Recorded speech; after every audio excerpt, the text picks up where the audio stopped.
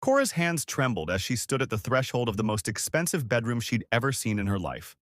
The room was massive, floor-to-ceiling windows overlooking Boston Harbor, marble floors covered with plush cream-color, Ed rugs, furniture that probably cost more than most people's cars. But none of that mattered because her eyes were fixed on the man lying motionless in the hospital bed positioned near the window. He was beautiful, even unconscious, even with medical equipment surrounding him like some kind of tragic art installation.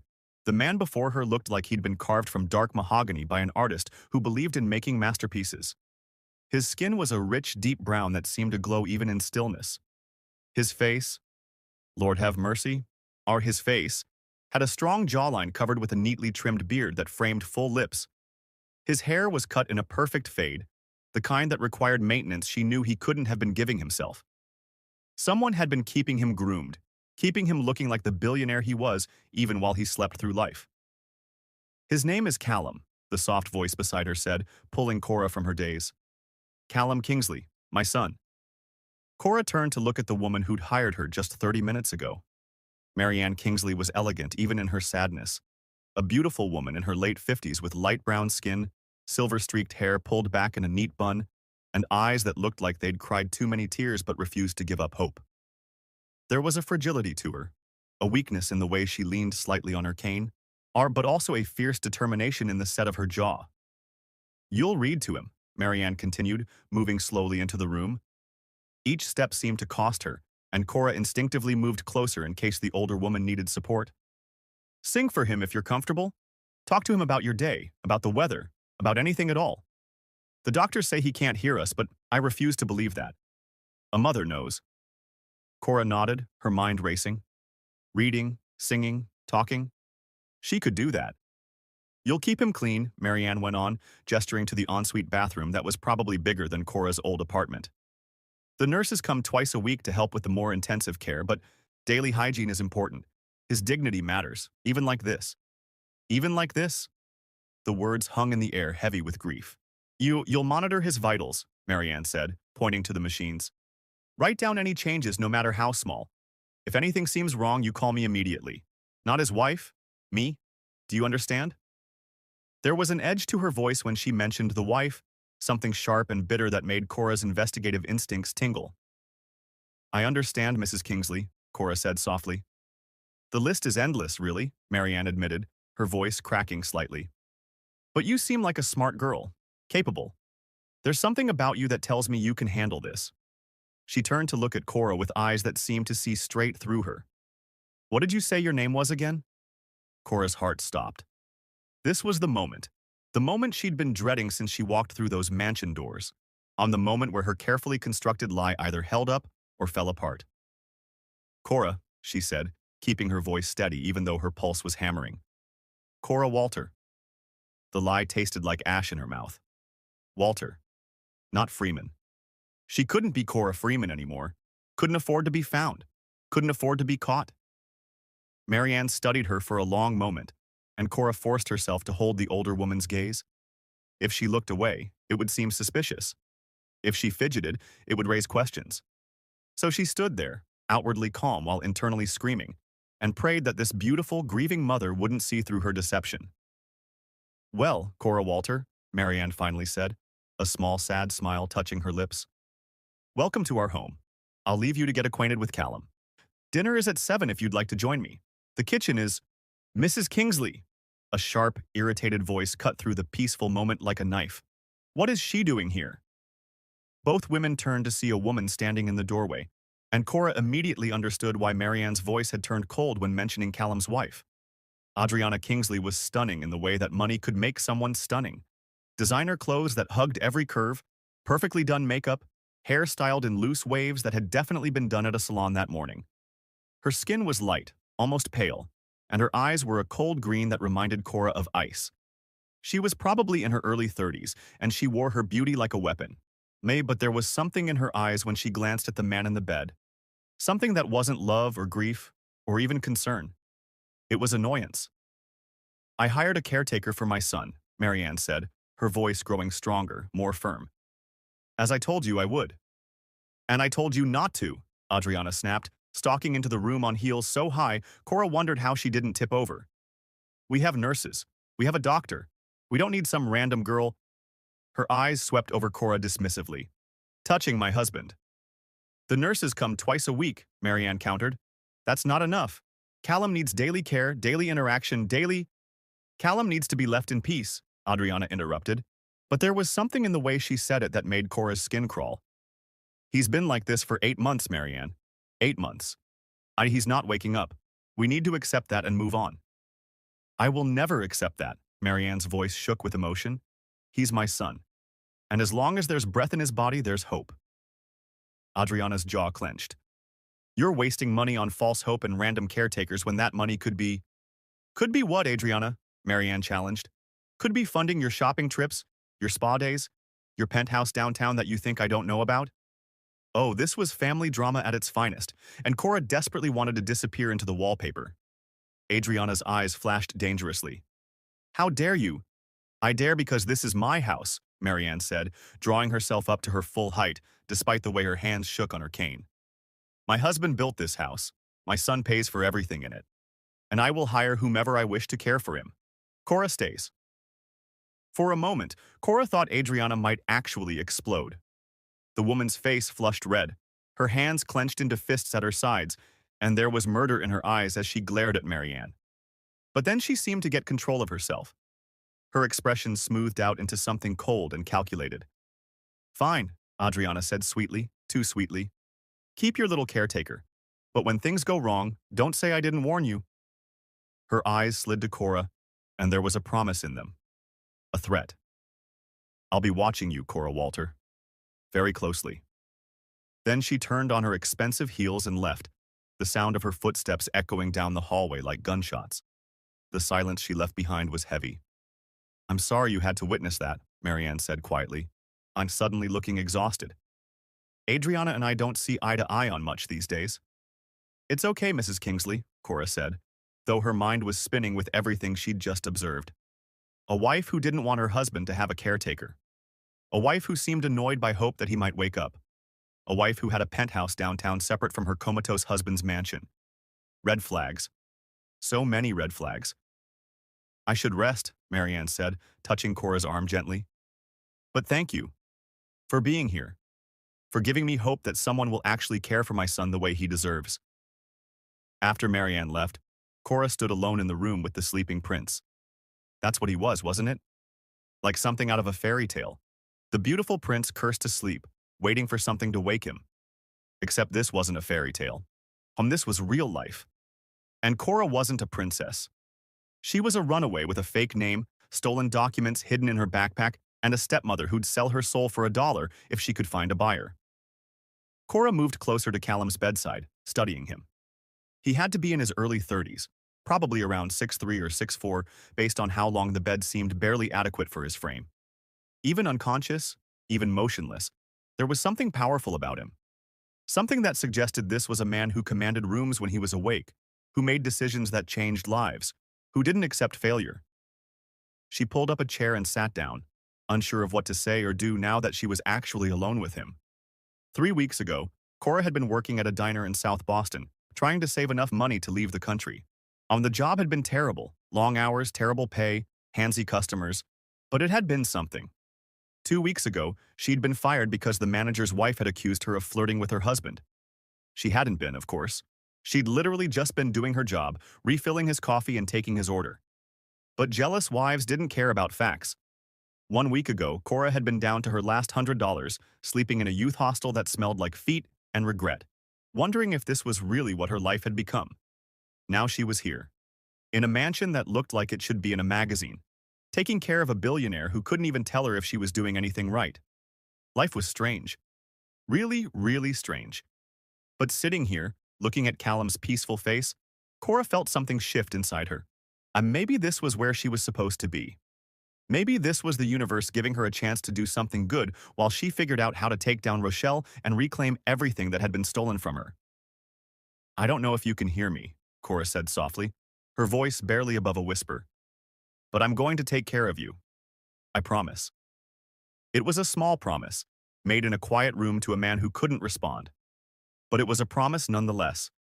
And unlike the promises that had been broken in her own life, Cora intended to keep this one. Y'all, Cora is hiding something big and running from someone, and she just walked into a house where the wife is acting real suspicious. If you think Adriana is up to no good and want to see Cora expose her, drop a comment saying, "Watch your back. I Adriana," and smash that subscribe button because this mystery is about to get dangerous. Hit that notification bell so you don't miss what happens when Cora discovers the truth.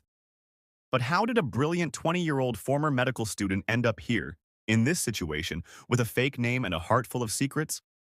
How had a beautiful young girl with a bright future ended up as a caretaker for an unconscious man she didn't know? To understand that, we need to go back 3 months earlier, to where Cora's nightmare really began. 3 months earlier, Boston General Hospital. "I'm sorry, Cora," the doctor said, his hand heavy on her shoulder. "We did everything we could. Your father's heart just gave out." Cora stared at the white sheet covering her father's body, and she couldn't process it, couldn't make it make sense. Malcolm Freeman had been fine yesterday, laughing, joking, telling her about the property he'd bought as an investment, the one he was going to sell to make sure she finished medical school without debt. "I've got it all planned out, baby girl," he'd said just 24 hours ago, his dark brown face creased with smile lines. "You're going to be Dr. Cora Freeman. I'm going to make sure of it." Now he was gone, and standing behind Cora, dressed in black like she'd known this was coming, was her stepmother Rochelle. Rochelle Freeman was 42, beautiful in a hard kind of way, with light skin and blonde hair she swore was natural but definitely wasn't. She'd married Cora's father 5 years ago, after Cora's real mother had died from cancer. At first, Cora had been grateful for the company her father had, or for the way Rochelle seemed to make him happy. She didn't know then that Rochelle was a snake waiting to strike. "We should go," Rochelle said, her voice dry. No tears. No emotion. "There are arrangements to make." The funeral was small. Malcolm Freeman had been a quiet man with few friends, and Rochelle made sure to keep it intimate, which Cora later realized meant keeping away anyone who might have actually cared. It was after the funeral, in the lawyer's office, that Cora's world truly fell apart. "Your father left specific instructions," the lawyer, Mr. Patterson, an elderly white man with kind eyes, said, looking between Cora and Rochelle. "He wanted to ensure Cora's education was fully funded." "Of course," Rochelle said, dabbing at dry eyes with a tissue. "He mentioned a property on Beacon Street," Mr. Patterson continued. "Yeah, he wanted it sold, with the proceeds going directly to Cora's tuition and living expenses for medical school." Cora's heart lifted. Her father had remembered, had planned for her. "I'm afraid I don't know what property you're referring to," Rochelle said smoothly. "Malcolm never mentioned any property to me." Cora's head snapped toward her stepmother. "What? He told me about it. He said it was all arranged." "Your father was very sick toward the end," Rochelle interrupted, her voice syrupy with fake sympathy. "He said a lot of things that didn't make sense. There is no property, sweetie. I would know. I was his wife." "You're lying." Cora stood up, anger flooding through her.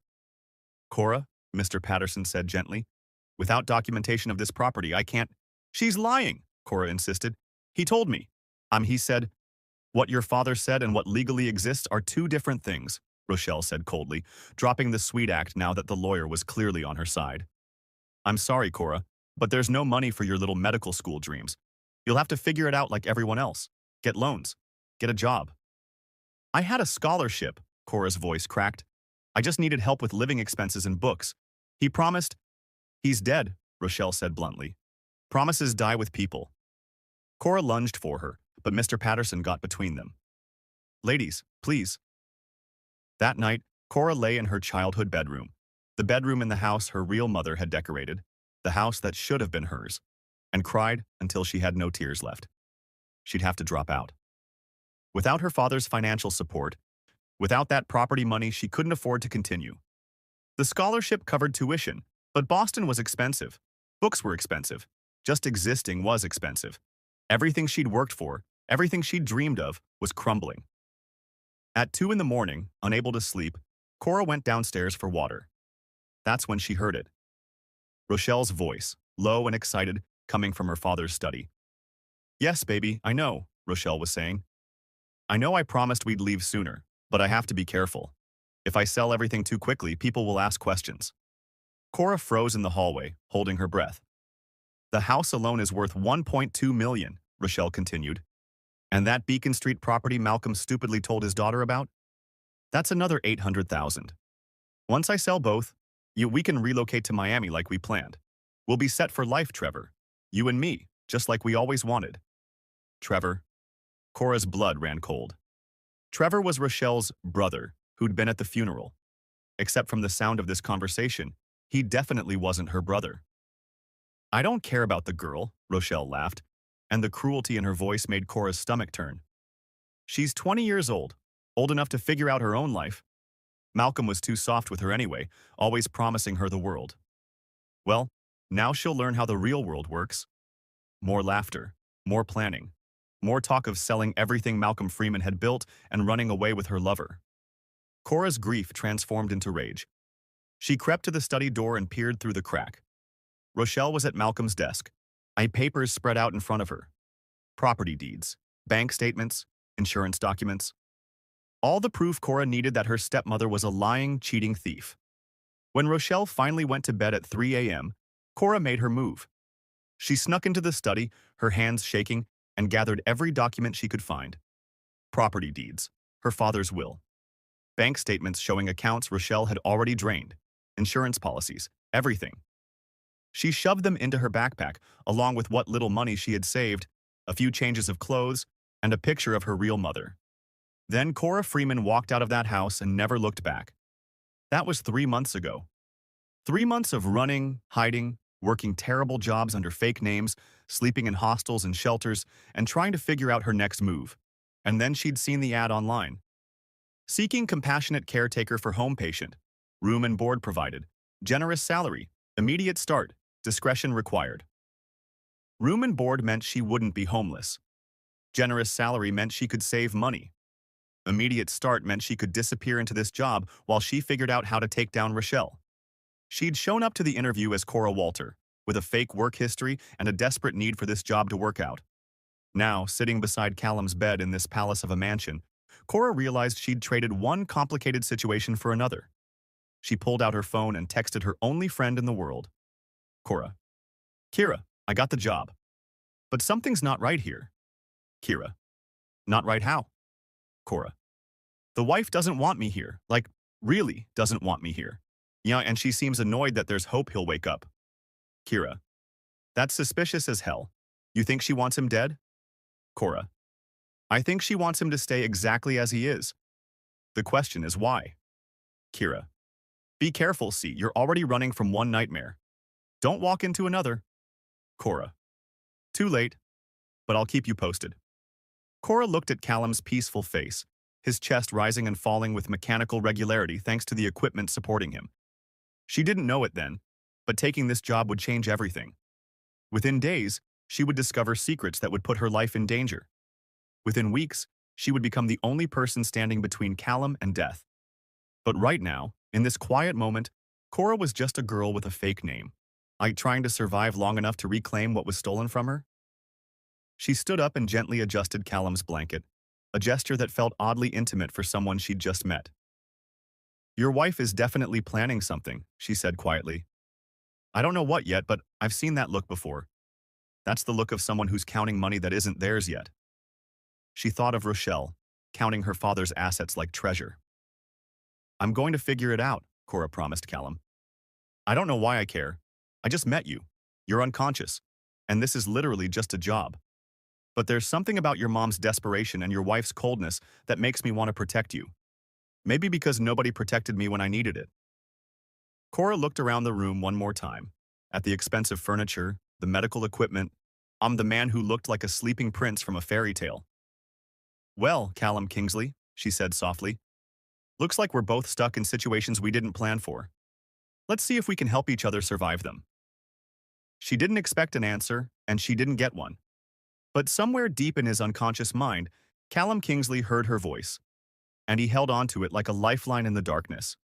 1 week had passed since Cora Freeman, now Cora Walter, had walked through the doors of the Kingsley mansion, and she'd settled into a routine that felt both strange and oddly comforting. Every morning at 7 a.m., she would enter Callum's room with a cup of coffee for herself and a sense of purpose she hadn't felt in months. She'd check his vitals first, writing down his heart rate, blood pressure, on oxygen levels. All the numbers that told her he was still alive, still fighting, even if he didn't know it. Then she'd talk to him. "Good morning, Sleeping Beauty," Cora said on the 8th day, opening the curtains to let sunlight flood the room. "Yes, I know you're technically a prince, not a princess, but you're beautiful enough that I think the nickname fits." She moved to his bedside and began the daily routine of checking his IV lines, making sure everything was flowing properly. "So, today's news," Cora continued, adjusting his pillows. "There's a huge storm coming to Boston. They're saying it might be the biggest one this year. Your mom is worried about the power going out, so she's having the generator checked. Very responsible of her." Callum, of course, didn't respond. But Cora had started to feel like maybe, just maybe, he could hear her somewhere deep in whatever darkness he was trapped in. "Also," she went on, gently cleaning his face with a warm washcloth, "I made the mistake of watching a cooking show last night, and now I'm craving Italian food. Specifically, that fancy pasta with the truffle oil. You know the kind rich people eat? Yeah, that. Your chef offered to make me whatever I want, which is insane. I've never had a chef before. I've barely had edible cafeteria food." She wiped his hands carefully, noticing how strong they were even in unconsciousness. These were hands that had built an empire, hands that had signed million-dollar deals, hands that had probably held the woman he loved. The thought of Adriana made Cora's jaw clench. In the past week, Cora had observed Adriana Kingsley very carefully. The woman barely visited her husband, maybe once every 3 days, and even then, only for a few minutes. She never touched him, never spoke to him with any warmth. She'd stand in the doorway like she was checking on a piece of furniture she owned, but didn't particularly care about, then leave. But she watched Cora constantly. Cora would feel Adriana's cold green eyes on her whenever she passed through the hallways. She'd catch Adriana standing outside Callum's room, listening. Once, she'd found Adriana going through her personal belongings in the small bedroom she'd been given adjacent to Callum's suite. "Just making sure you're not stealing anything," Adriana had said with a sweet smile that didn't reach her eyes. Red flags everywhere. "Your wife doesn't like me," Cora told Callum as she began the process of giving him a bed bath, maintaining his dignity with practiced efficiency. Her medical school training, even though incomplete, had taught her how to care for patients with respect. "Which is fine, because I don't particularly like her either. There's something wrong about her, Callum. Something that makes my skin crawl." She worked in comfortable silence for a while, then grabbed the book she'd been reading to him, a thriller about a detective solving cold cases. "Okay, where were we?" Cora settled into her chair, flipping through pages. "Ah, yes. Detective Morrison just discovered that the killer was actually the victim's twin brother. Very dramatic. Let's see what happens next." She read for an hour, doing different voices for different characters, getting so into the story that she almost forgot Callum couldn't respond to her commentary. "Yeah, I bet you think the twin theory is too obvious," she said, closing the book. "You're probably the type who always figures out the ending before everyone else. Am I right?" Nothing. Just the steady beep of the heart monitor. Cora sighed and stood up, stretching. She walked to the window and looked out at Boston Harbor, watching boats drift by in the distance. "I miss school," she admitted quietly. "I miss learning, miss feeling like I was working towards something important. Being a doctor was all I ever wanted, you know? My mom died when I was 12, cancer, and I couldn't do anything to help her. I just had to watch her fade away. That's when I decided I'd become a doctor. I'd learn how to save people." Her reflection in the window showed the sadness in her eyes. "Then my dad died, and my stepmother stole everything. And now I'm here, running, hiding, pretending to be someone I'm not." She turned back to look at Callum. "Kind of ironic that I'm taking care of you when I couldn't even save the people I loved most." The afternoon passed with more routine care, changing his position to prevent bed sores, exercising his limbs to maintain muscle tone, moisturizing his skin. All the things the nurses had shown her, all the things her medical training had prepared her for. At 6 p.m., Cora went downstairs for dinner with Marianne, as had become their custom. The dining room was enormous, with a table that could seat 20 people, but Cora and Marianne always sat at one end, close together like conspirators. "How is he today?" Marianne asked, her hand shaking slightly as she lifted her water glass. Cora had noticed that Marianne's health seemed to be declining. The older woman was thinner than she'd been a week ago, more tired, more frail. "The same," Cora said gently. "But same is good, same means stable." Marianne smiled sadly. You're kind to humor an old woman's hope. It's not humor, Mrs. Kingsley. It's truth. As long as he's stable, there's a chance. Please call me Marianne. We're past formalities now. They ate in comfortable silence for a while, some kind of chicken dish that was so delicious Cora wanted to cry. She'd been living on ramen and hope for months. Real food felt like a luxury. May I ask you something personal? Marianne said suddenly. Cora's guard went up immediately. Of course. Why did you really take this job? The question hung in the air between them. Cora could lie. Should lie. But there was something in Marianne's eyes that made her want to tell at least a version of the truth. I needed a place to stay, Cora said carefully. And I needed to feel useful again. I was in medical school before some things fell apart.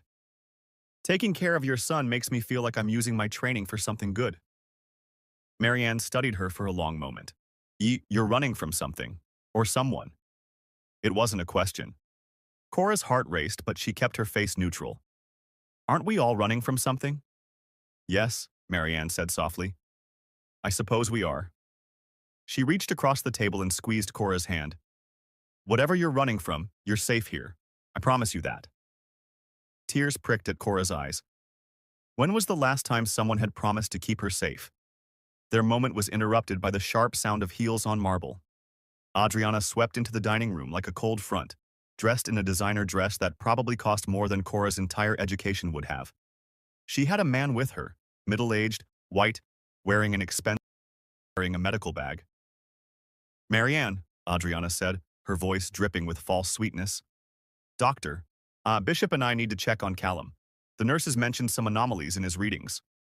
Cora's medical instincts went on alert. What kind of anomalies? Adriana's eyes turned to her, cold as ice.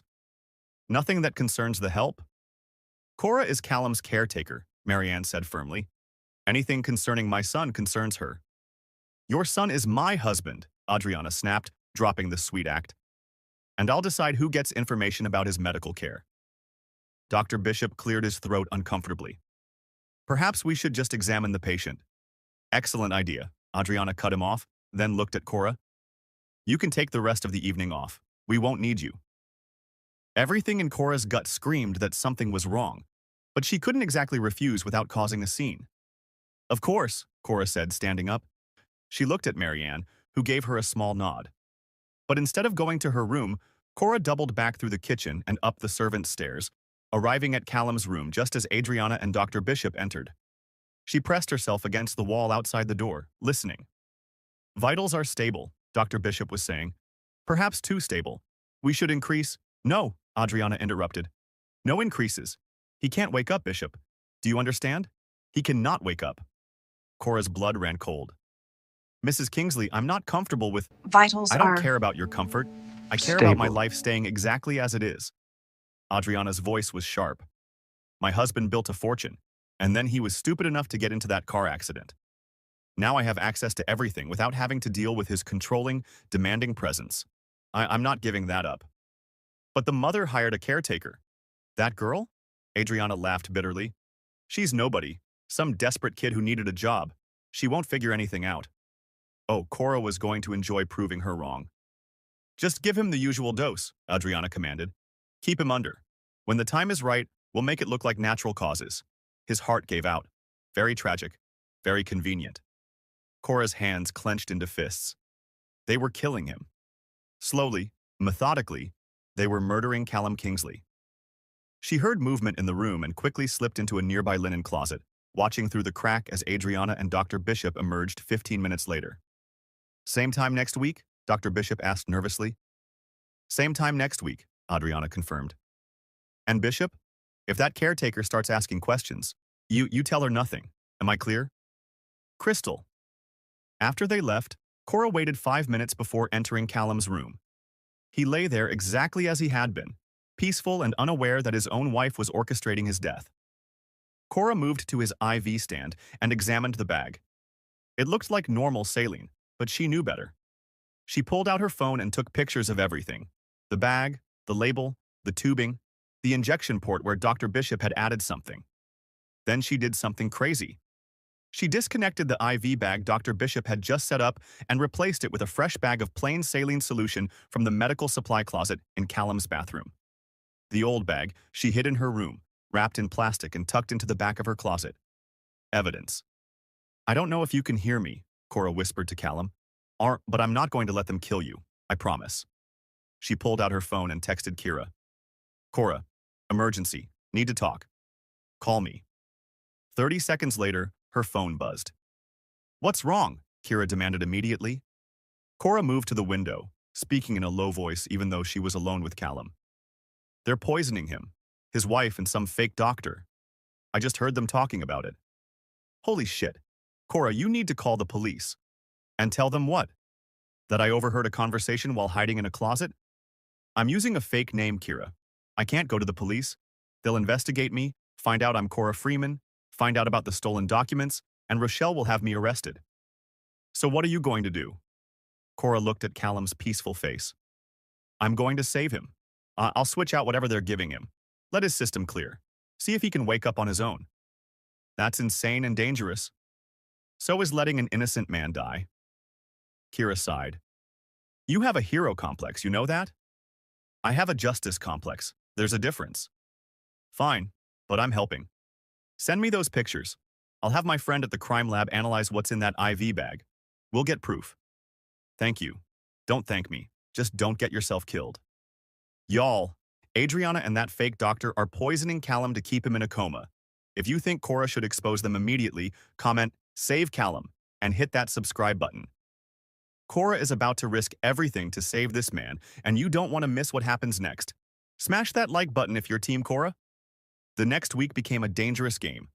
Every 3 days, Dr. Bishop would arrive, give Callum an injection through his IV port, and leave.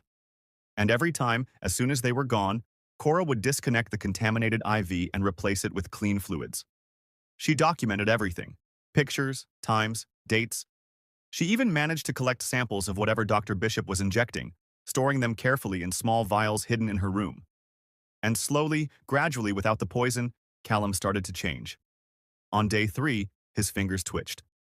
On day 5, his eyes moved rapidly under his eyelids during what Cora recognized as REM sleep. His brain was becoming more active. On day 7, his hand actually closed around hers when she was checking his pulse. It was involuntary, probably just a reflex, but it made Cora's heart race with hope. "Yo, you're fighting," she whispered to him. "You're still in there, aren't you? Keep fighting, Callum. Please keep fighting." Marianne noticed the changes, too. "Is it my imagination?" she asked one morning, tears in her eyes. "Or is he looking better?" "He's looking better," Cora confirmed. "I think his body is starting to heal." "How is that possible when the doctors said—" "Sometimes the body surprises us," Cora said carefully. She couldn't tell Marianne the truth yet. Not until she had solid proof. Not until she could protect both of them from Adriana's wrath. But Adriana noticed the changes too, and she wasn't happy about it. On the 10th day, she stormed into Callum's room while Cora was reading to him. "What are you doing to him?" Adriana demanded. Cora looked up calmly from her book. "Reading. It's called cognitive stimulation. Would you like to join us?" "Don't play games with me, girl. Dr. Bishop says his brain activity is increasing. That shouldn't be happening." "Isn't that a good thing?" Cora asked innocently. "Don't you want your husband to wake up?" Adriana's mask slipped for just a second, and Cora saw pure hatred flash across her face. "Of course I do," Adriana said, recovering quickly. "I just don't want false hope. I don't want his mother getting her hopes up only to have them crushed." "How considerate of you." The sarcasm in Cora's voice made Adriana's eyes narrow. "You're awfully bold for someone who's just the help. I'm bold for someone who actually cares about her patient." "You've been here 2 weeks. Don't pretend you care about him." Cora stood up, meeting Adriana's gaze directly. "I've been here 2 weeks and I've spent more time with him than you have in 8 months. So yeah, I care. Maybe not the way a wife should care, but I care." Adriana stepped closer, her voice dropping to a dangerous whisper. "Watch yourself, Cora Walter. You don't know who you're dealing with. I could say the same to you." They stood there in a silent battle of wills until Adriana finally turned and walked out, her heels clicking angrily on the marble floor. Cora's hands were shaking, but she felt victorious. "Your wife really doesn't like me," she told Callum, sitting back down. But the feeling is extremely mutual, so we're even. That evening, Cora was in the hallway outside Callum's room when she heard raised voices. She moved quietly toward the sound and found Adriana and Marianne in the sitting room adjacent to the main staircase. "You need to fire that caretaker," Adriana was saying, her voice tight with anger. "I will do no such thing," Marianne responded, her voice weak but firm. "She's filling your head with false hope, Marianne. Callum is not getting better. He's been in a coma for 8 months. He's not waking up. His brain activity is increasing. Brain activity means nothing. The doctors have been clear. He's essentially brain dead. We're just prolonging the inevitable. Don't you dare say that about my son, you old witch." Cora heard movement and peered around the corner, just in time to see Adriana raise her hand, about to strike Marianne. "Hey!" Cora shouted, rushing into the room. She got between them just as Adriana's hand came down, blocking the blow. Adriana stumbled backward, shocked. "How dare you? How dare you?" Cora shot back, her voice shaking with rage. "She's a sick elderly woman and you were about to hit her. This is none of your business. It became my business the second you tried to assault someone I care about." Marianne was crying now, leaning heavily on her cane. "Please, both of you, stop. Stay away from her," Cora warned Adriana. "Stay away from Callum. Stay away from both of them, or I swear—" "You'll what?" Adriana challenged. "You're nobody. You have no power here. I could fire you right now." "No, you couldn't," Marianne said, her voice suddenly strong. "Because I'm the one who hired her, and I'm the only one who can fire her. And Cora is staying." Adriana's face flushed red with fury. "You're both going to regret this. I promise you." She was cut off by a gasp from Marianne. The older woman was staring past them, her eyes wide, her hand covering her mouth. Cora turned to follow her gaze. Callum's door was open, visible from where they stood. And through that open door they could see his hand, the hand that had been motionless for 8 months, moving. His fingers were flexing, curling, uncurling. "Oh my God," Marianne breathed. "Oh my God, he moved." She rushed toward his room as fast as her frail body would allow, Cora right behind her. They stood at Callum's bedside, watching in awe as his fingers continued to move. Small movements, subtle, but definitely purposeful. "My baby," Marianne sobbed, clutching his hand. "My sweet boy. You're still fighting." Adriana appeared in the doorway, her face pale. That's not possible." "It's happening," Cora said, watching Callum's vitals on the monitor. His heart rate was elevated, his brain waves were active. This wasn't just a reflex, this was real progress. Marianne turned to Cora, tears streaming down her face. She grabbed Cora's hands, gripping them with surprising strength. "Promise me," Marianne said desperately. "Promise me you'll never leave his side. No matter what Adriana does, no matter what happens, promise me you'll stay with my son." Cora looked into Marianne's pleading eyes and saw a mother's desperate love, a mother's fierce hope. "I promise," Cora said firmly. "I promise I won't leave him." "She can't promise that," Adriana interjected from the doorway. "She's an employee. Yes, she can be dismissed." "Over my dead body," Marianne said, turning to face her daughter-in-law. "Cora stays. That's final." Adriana's eyes darted between Marianne, Cora, and Callum's moving hand. Cora could practically see the wheels turning in her head, could see her recalculating, replanning. "Fine," Adriana said finally, her voice eerily calm. "If you'll excuse me, I need to call Dr. Bishop. He should know about this development." She left, and Cora felt a chill run down her spine. That was the voice of someone who'd just made a decision. A dangerous decision. "Marianne," Cora said gently, "you should rest. This has been a stressful evening. I don't want to leave him. I'll be right here, I promise. I'll call you immediately if anything changes." Reluctantly, Marianne agreed, leaning on Cora as they walked to the door. Thank you," Marianne whispered. "Thank you for giving me hope. Thank you for caring about my son." "He's easy to care about," Cora said honestly. After Marianne left, Cora returned to Callum's bedside and took his hand, the hand that had just moved. "You're coming back," she said softly. "You're fighting your way back to consciousness, and that terrifies your wife, which means I need to be more careful, which means you need to wake up soon, Callum, because I don't know how long I can protect you on my own." She sat with him for hours, watching, waiting, hoping. Around midnight, she finally dozed off in the chair beside his bed, her hand still holding his. She woke at 3 a.m. to the sound of footsteps in the hallway. Soft footsteps. Sneaking footsteps. Cora's eyes shot open and she sat perfectly still, listening. The footsteps stopped outside Callum's door. Cora quickly but silently moved to hide behind the privacy screen near the bathroom, her heart pounding. Then the door handle turned slowly, quietly, and the door opened. Adriana Kingsley stepped into the room, wearing a silk robe, her hair down, her face set in determined lines. She moved to Callum's bedside and stood there for a long moment, just looking at him. Then she reached for the pillow beside his head. Cora's entire body went cold as she realized what Adriana was about to do. This wasn't about poison anymore. This wasn't about waiting for him to slowly fade away. Adriana was going to smother him. Right here, right now. Cora's mind raced as she watched Adriana lift the pillow from beside Callum's head. She had maybe 3 seconds to act. 3 seconds before Adriana pressed that pillow over Callum's face and ended his life. But if Cora burst out now, alone, what would happen? Adriana could claim she was just adjusting his pillows. It would be Cora's word against hers. And Cora was the one using a fake name, the one with secrets to hide. She needed a witness. As Adriana raised the pillow higher, Cora made a split-second decision. She pulled out her phone and hit the emergency button, the one that would send an alert to both Kira and 911 with her location. Then she opened her mouth and screamed at the top of her lungs. "Marianne! Help! Marianne!" Adriana spun around, the pillow still in her hands, her eyes wide with shock and fury. Marianne!" Cora screamed again, bursting out from behind the screen. "Call 911!" She heard doors opening, footsteps running.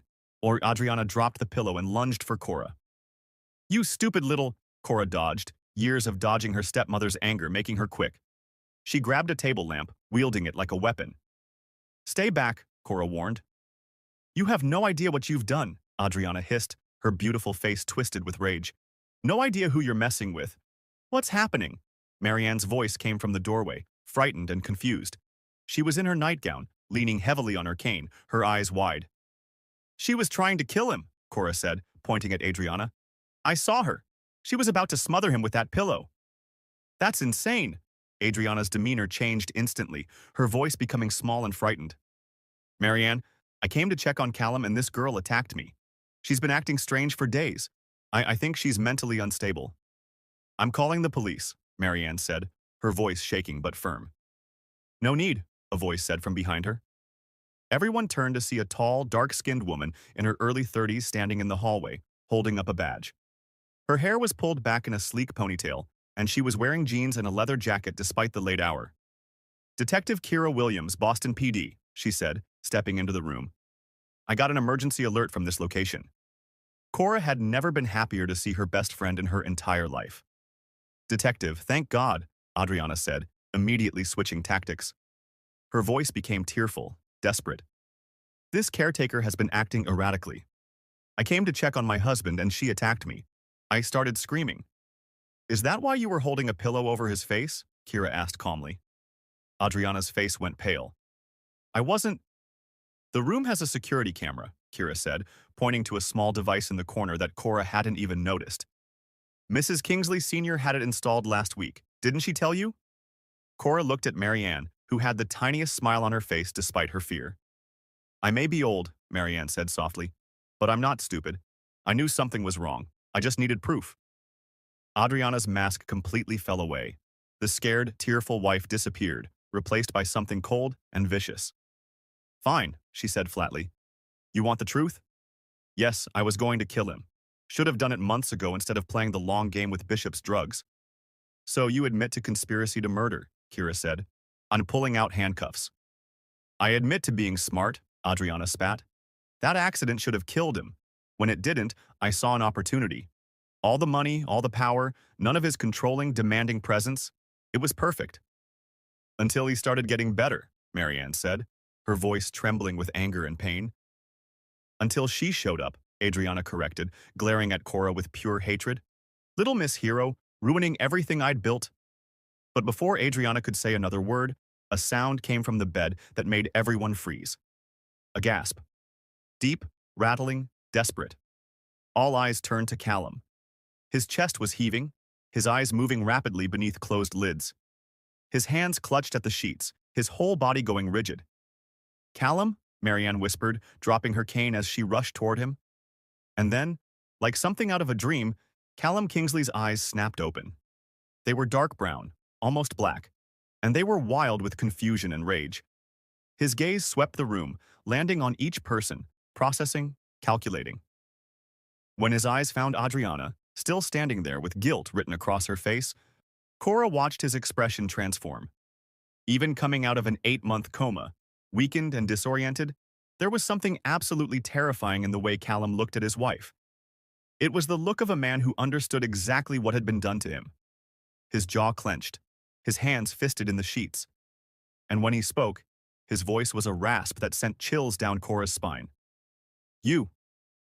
Just that one word, but it carried the weight of 8 months of betrayal.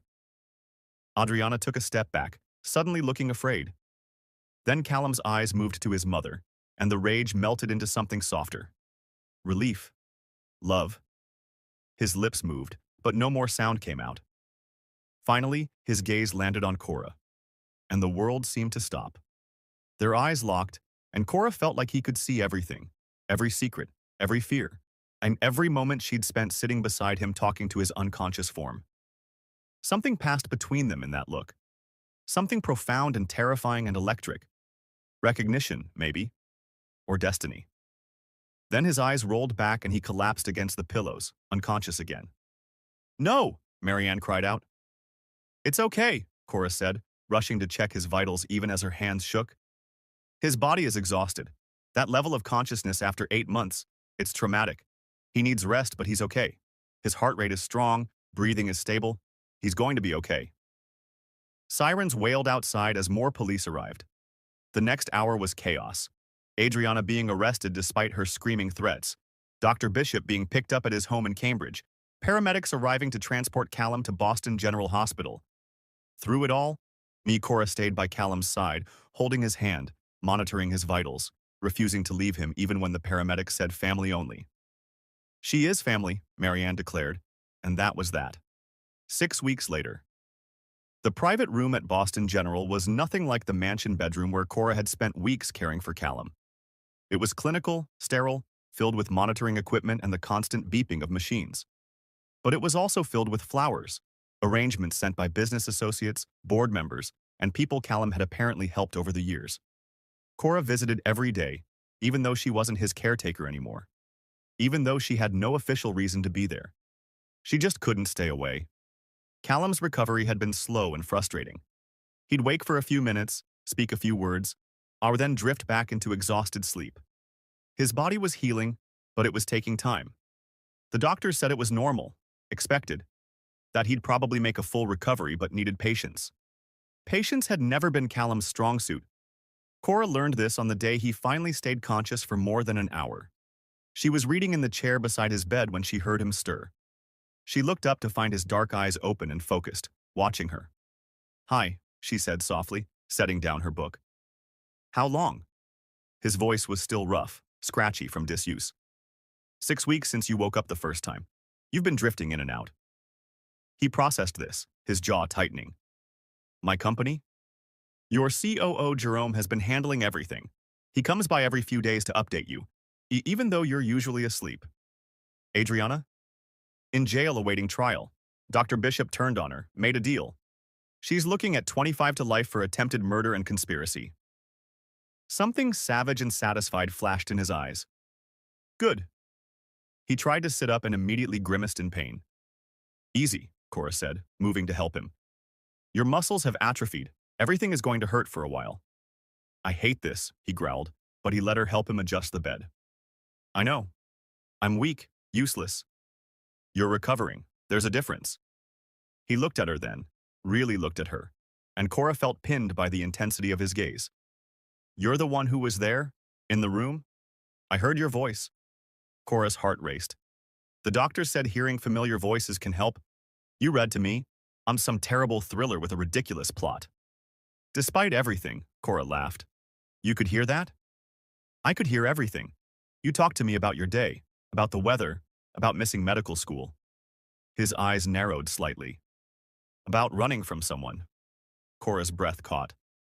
I didn't think you could actually hear. I held onto your voice like a lifeline in the dark. He paused, studying her. Who are you really, Cora Walter? Before she could answer, the door burst open and Marianne entered with a doctor. The moment was broken, but Cora felt the weight of that question hanging in the air. Who was she really? And how long before he discovered she'd been lying about her name? 3 weeks later. This is bullshit, Callum snarled at the young physical therapist who looked like she wanted to disappear into the floor. Cora stood in the doorway of the PT gym, watching the scene unfold. Callum was standing, barely, supported by parallel bars, his arms shaking with effort, his face twisted in frustration. He'd lost at least 30 pounds during the coma, and his body was still working to rebuild the muscle mass he'd lost. But even diminished, even weakened, he was imposing. He was tall, had to be 6'4", with broad shoulders and a presence that filled the room. His dark brown skin gleamed with sweat, his jaw was set in a stubborn line, and his eyes held a fire that probably made grown men nervous in boardrooms. Mr. Kingsley, please, if you could just try the exercise, the therapist stammered. I don't need to try. I need to walk. Sir, you have to build the foundational strength first. I've been doing your exercises for 3 weeks. I'm done with foundational. I want results. The poor therapist looked near tears. I understand your frustration, but medically speaking, I was supposed to be brain dead. Yet here I am. So maybe your medical opinion isn't as absolute as you think. Cora decided to intervene before the therapist quit on the spot. Is that how you talk to people trying to help you? She asked, walking into the gym. Callum's head whipped toward her, and his expression immediately shifted. The rage didn't disappear entirely, but it was tempered by something else, something warmer. Cora. Don't Cora me. You're being a nightmare patient. The therapist looked between them, confused. I can take it from here, Cora told the young woman. Go take your break. The therapist fled gratefully. You scared her half to death, Cora said, moving to stand in front of Callum. She's incompetent. She's 24, and you're a 6'4" billionaire glaring at her like she personally put you in a coma. You're intimidating. Good. Not good. You catch more flies with honey than vinegar. I don't want flies. I want to walk without holding on to these bars like a toddler. The vulnerability beneath the anger hit Cora right in the chest. He wasn't just frustrated, he was scared. Scared of being weak, of being helpless, of being at someone else's mercy again. Okay, she said gently. Then let's work on it. But you have to actually listen to instruction instead of bulldozing through. I don't bulldoze. You absolutely bulldoze. It's probably how you run your business and why people are terrified of you. But your muscles don't care about your intimidation tactics. They need proper training. Something flickered in his eyes. Amusement, maybe. You're not scared of me. Should I be? Most people are. I'm not most people. Now, are you going to let me help you? Or are you going to keep throwing a tantrum? His jaw twitched. I don't throw tantrums. Could have fooled me. Here. She moved to his side. We're going to do this properly. Weight distribution on your left leg first. Good. Now shift slowly, to your right. Feel how the muscle engages? For the next hour, they worked together. Callum listened to her instructions, and gradually, the tension in his body eased. He was still frustrated, but he was channeling it into the work instead of lashing out. Better? Cora asked when they finally took a break. Callum was sitting on the therapy mat, breathing hard, but there was satisfaction in his eyes. Better, he admitted. You're a tough coach. You're a stubborn patient. We're even. He laughed, actually laughed, and the sound did something strange to Cora's heart. I heard you graduated from medical school, he said, before you had to drop out. Cora stiffened. Who told you that? I have my ways. Why did you drop out? It's complicated. I've got time. Cora sat down on the mat beside him, careful to maintain some distance. My father died. The money he'd set aside for my education disappeared. I couldn't afford to continue. Scholarships? Covered tuition, not living expenses, books, everything else you need to survive in Boston. Callum studied her profile. So you became a caretaker. I needed work. Your mother needed help. It was perfect timing. Lucky for me. Lucky for both of us. They sat in comfortable silence for a moment. Then Callum spoke again. I'm not good at this, he said quietly. At physical therapy? At being vulnerable. At needing help. At being weak. Cora turned to look at him. You're not weak. You're recovering. There's a difference. Everyone keeps saying that. Because it's true. Weakness is giving up. You're still fighting. That takes strength. His dark eyes held hers. You sound like you're speaking from experience. Maybe I am. The moment stretched between them. I charged with something Cora couldn't quite name. Then Callum's phone buzzed, breaking the spell. He checked it, and his expression hardened. My board is trying to push through a merger I explicitly said no to before the accident. They think I'm too incapacitated to fight it. Are you? His eyes flashed. Not even close. I need to get to my office. You can barely walk. Then I'll use a wheelchair. I'm not letting those vultures pick apart my company while I'm recovering. 2 days later, Cora walked into Kingsley Industries headquarters with Marianne. Callum had asked them both to come, though he hadn't said why. The building was a sleek glass tower in downtown Boston, all modern architecture and power. The lobby alone probably cost more than Cora's entire education would have. So they were escorted to the top floor, executive level, and into a massive boardroom where about 20 people in expensive suits were gathered. At the head of the table, in a wheelchair but sitting straight and commanding, was Callum. He was wearing a three-piece suit that probably cost $5,000. His hair was freshly cut, his beard perfectly groomed. And even in a wheelchair, even still recovering, he looked every inch the powerful CEO. The temperature in the room seemed to drop when he spoke. Gentlemen, ladies. His voice was cold, controlled. I understand there's been some confusion about who's running this company. Callum, an older white man said nervously, we didn't expect you to be well enough to attend. Clearly, since you scheduled this vote on the Meridian merger for today. A merger I explicitly rejected 8 months ago. We thought, given your condition, my condition is recovering. My mind is sharp. My authority is intact. And this merger is dead. Does anyone have a problem with that? The silence was deafening. Cora watched in fascination as Callum systematically dismantled every argument, every justification, every attempt to question his leadership. He was brilliant and ruthless and absolutely terrifying. This was a different man than the frustrated patient in the PT gym. This was Callum Kingsley, billionaire CEO, and he was reminding everyone in this room exactly who was in charge. When it was over, the board members filed out quickly, not meeting anyone's eyes. Only Cora, Marianne, and Jerome, Callum's COO and best friend, remained. That was brutal, Jerome said, grinning. I missed brutal Callum. They tried to take advantage, Callum said, his voice losing some of its ice now that it was just them. I don't tolerate that. Clearly, Cora said. He looked at her, and some of the hardness left his expression. Did I scare you?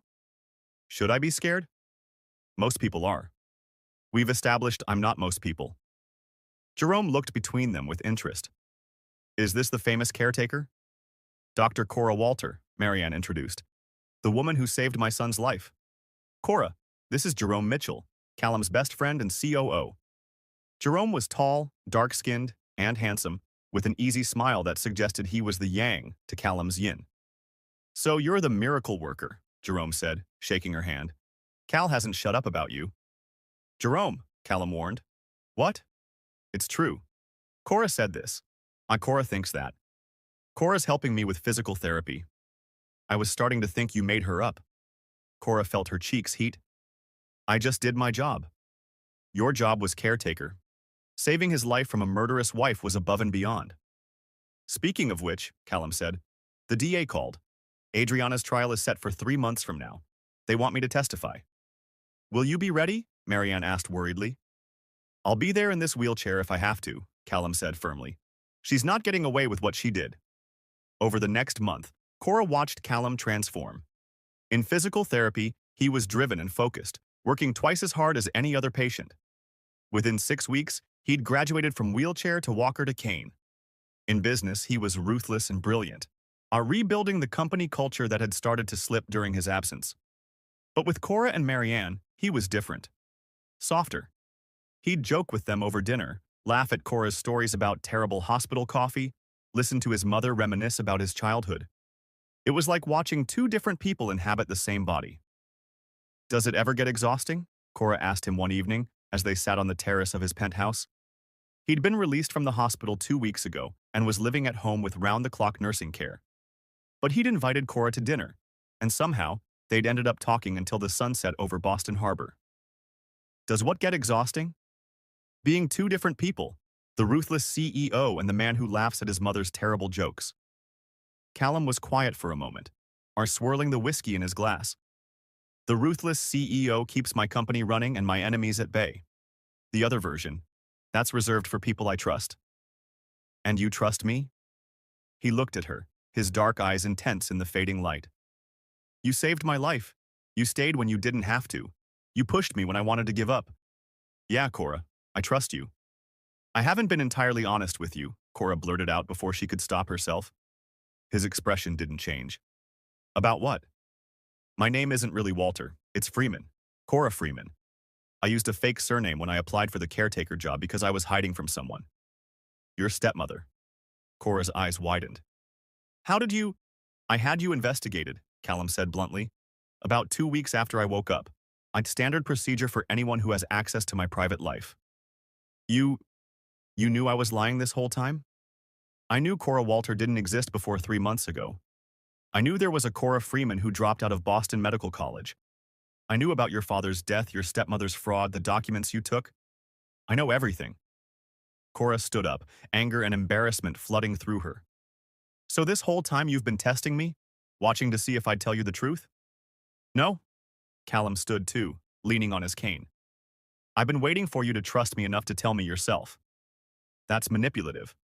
That's giving you the space to be honest on your terms. He stepped closer. You had your reasons for the fake name. I understood that. I didn't care about your name, Cora. I cared about who you are. And who you are is someone brave and kind and brilliant who saved my life and asked for nothing in return. I lied to you. You protected yourself. There's a difference. They stood there in the twilight, facing each other, and Cora felt tears sting her eyes. I was so scared you'd hate me, she whispered. I could never hate you, Callum said softly. But I need you to know something. The man I am with you, the one who's not ruthless, not cold. That's the real me. The version I thought I'd lost until I heard your voice in the darkness pulling me back. You make me want to be that version again. Callum, I know it's too soon. I know I'm still recovering, still married technically, even though the divorce is almost final. I know we barely know each other in some ways, but I need you to know that what I feel for you. He stopped, seeming to struggle with words. It's not gratitude. It's not because you saved me. It's because of who you are, how you make me laugh, how you call me out when I'm being an ass, how you see me, really see me, not my money or my power, just me. Cora's heart was racing. What are you saying? I'm saying I want to take you on a date, a real date, not dinner at my house or meeting at the hospital. I want to court you properly, Cora Freeman, if you'll let me. She should say no, should protect her heart, should remember that she was still a mess, still dealing with her stepmother's fraud, still trying to figure out her own life. But when Callum looked at her like that, like she was the most important thing in his universe, she couldn't say no. One date, she agreed. One date, he promised. He's smiling like he'd just closed a billion-dollar deal. 2 weeks later, Cora had spent 3 hours getting ready, with Marianne helping, by offering a dozen different outfit options Marianne had accidentally bought for her. She finally settled on a deep blue dress that hugged her curves and made her skin glow. Marianne insisted on doing her makeup, and by the time Callum's driver arrived to pick her up, Cora felt like a princess. The restaurant was perfect. A small, intimate Italian place in the North End with candles on every table and music floating through the air. Callum was already there, waiting for her, and when he stood to greet her, Cora's breath caught. He was wearing a perfectly tailored suit, his cane the only sign he was still recovering. His dark eyes heated as he took her in. You're beautiful, he said simply. You clean up pretty well yourself. He smiled, that rare, genuine smile he only gave to people he trusted, and pulled out her chair. The dinner was perfect. They talked about everything. His childhood growing up with pressure to succeed, her memories of her mother, their dreams for the future. Callum told her about building his company from the ground up, about the mistakes he'd made, the lessons he'd learned. I was engaged before Adriana, he admitted. College sweetheart. She left me when I was starting out, said I was too focused on work. She was right. I put business before everything. With Adriana, I thought I'd learned my lesson, but really, I just found someone who cared about my money more than me. That must have hurt. It did. But it also taught me that love isn't supposed to be a transaction. It's supposed to be a partnership. Cora shared her own story, how her mother's death had inspired her to become a doctor, how losing her father had devastated her, how Rochelle's betrayal had made her question everything. I was so angry, she admitted, at my dad for marrying her, at myself for not seeing what she was, at the world for being so unfair. Are you still angry? Sometimes, but mostly I'm just tired of running. Callum reached across the table and took her hand. Then stop running, fight, take her to court, get back what's yours. I don't have the money for lawyers. I do. Let me help you. Callum, I can't ask you to. You're not asking. I'm offering. You saved my life, Cora. Let me help you reclaim yours. Cora felt tears prick her eyes. Why are you being so nice to me? Because you deserve nice. Because you've spent so long taking care of everyone else that someone should take care of you. Because I... He stopped, seeming to catch himself. Because you what? He squeezed her hand. Because you matter to me. I'm more than I probably should admit on a first date. They shared dessert, tiramisu that was so good Cora wanted to cry, and talked until the restaurant staff started giving them pointed looks. When they finally left, Callum walked her to his car, his cane clicking on the cobblestones. Thank you, Cora said, for tonight, for everything. Thank you for giving me a chance. He leaned in, and Cora thought he might kiss her. Instead, he pressed his lips to her forehead, gentle and reverent. I want to do this right, he murmured. No rushing. I want to earn you. Before Cora could respond, before she could tell him he'd already earned her, the restaurant door burst open with a bang that made everyone on the street turn. And there, silhouetted in the doorway like a nightmare come to life, stood Rochelle Freeman. Her blonde hair was wild, her makeup smudged, her eyes blazing with fury as they locked on Cora. There you are, Rochelle screamed, stumbling forward. She was either drunk or high or both. You little thief! Cora felt her blood turn to ice. That girl, Rochelle announced to the gathered crowd, pointing a shaking finger at Cora. That girl is a criminal, a liar, and a thief. Rochelle, don't, Cora started. Her real name is Cora Freeman, Rochelle continued, her voice carrying down the street. She stole legal documents from me and ran away. She's been using a fake name to hide from the police. Curious onlookers were pulling out phones, recording. This was about to go viral. Cora felt Callum's hand on her back, steady and strong. Those documents belong to my father, Cora said, her voice shaking but clear. The father you cheated on while he was alive, the father whose estate you tried to steal. Rochelle's face flushed red. I was his wife. You were his mistake, Cora shot back, years of anger finally erupting. You married him for his money. You never loved him.